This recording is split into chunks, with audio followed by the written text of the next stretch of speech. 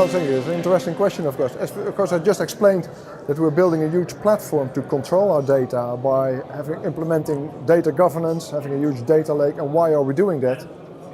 Not for having a data lake, but for using data. And that's where we comes in data analytics. So if you see that banking is driven by data, analytics is the force that drives it. We do an awful lot on analytics to make the life of our customers better, to make sure that we fulfill our mission and get more and more analytics, not only on the commercial side, but also on the risk side, of course, on regulatory side. Analytics is all around it. And we're progressing very much in the latest technologies. We're adding the new technologies all the time. We're going from the use of structured data to the more unstructured data, and of course, you know, then we talk about big data, so we're starting to use new analytics techniques for big data. That's not the full mainstream yet, because that's a more difficult technology. You have to see where the revenue, or for the revenue, the benefits are coming from, but of course we are applying that. And we're certainly working with a lot of more modern models to come into the bank for making decision technology. In order to enable the strategy of the organization, we have the feeling that banking will not only be the classical banking, where we just do the transaction or do the product anymore. We have to make the life of our clients easier. If that's a consumer or a big wholesale clients expect more from a bank in future than they do now, and that will be about information, predictability, helping them to run their financial life, and that's where data and analytics comes in.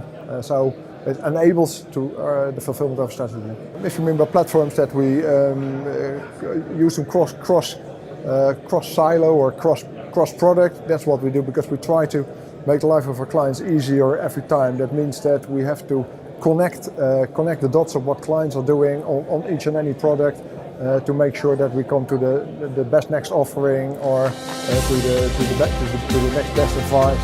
That's sharing data, and I think I made it clear in my presentation that's why we brought in so much investment in data governance, building data lake, to make sure that we're able to do that, because it needs a solid foundation to go that road.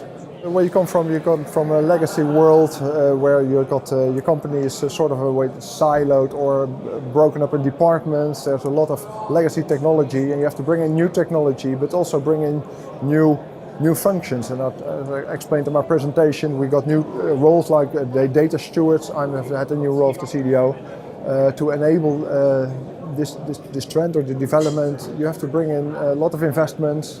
And have a roadmap, a clear roadmap, and a clear vision of when to go to, and what will be the benefits will be.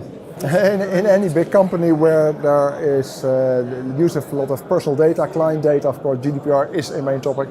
GDPR, or the predecessors on the law, has always been a big topic for a bank, because we are very secure on the use of data. We are very careful on that.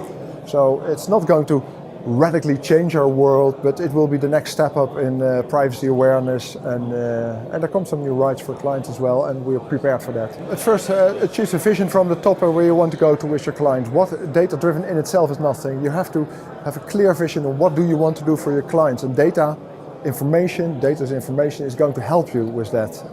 And if you have this clear vision, you know what to do, and then you have to invest in your roadmap and build up the capabilities to do so. Step by step, as we do it in what we always call in an agile way. Little steps, try some. Sometimes you fail and try something else. Sometimes take a product off, and then step by step you go that way. Data has different values for different parties and different reasons. There is a different value in data use of data for your regulator than there is for your client.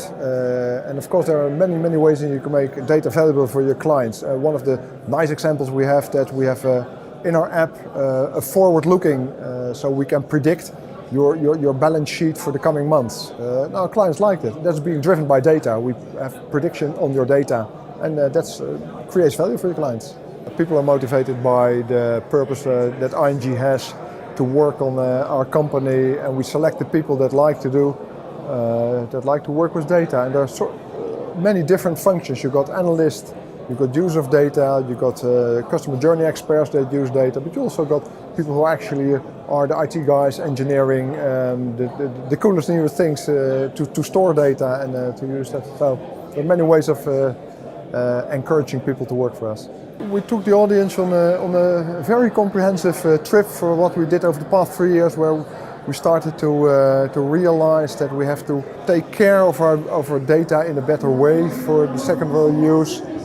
So I had an outline of our strategy and why we need data governance and how did we implement data governance and what were the obstacles and especially the challenges were. And I hope that the audience has got some sort of flavor of that because it's a huge project, it's a huge enterprise.